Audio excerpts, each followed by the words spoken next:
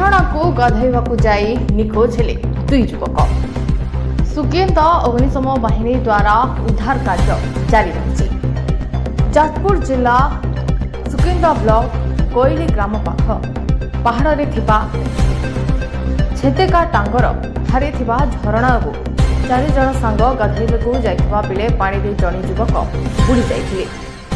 सेही सांग को खोजिबाकू जाई आउ जणे युवक पानी रे बुड़ी निखोज होई जाइथिले।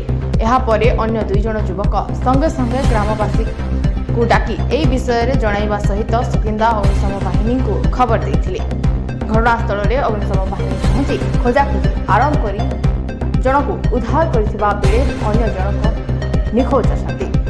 उद्धार होइथिबा युवकर मृत्यु होइथिबा जहा सूचना मिलिछि। मृत युवक होइछंती अशोक झर कांचियापाल ग्रामर पुनिया प्रधान 22 वर्षीय पुओ शंभुनाथ प्रधान।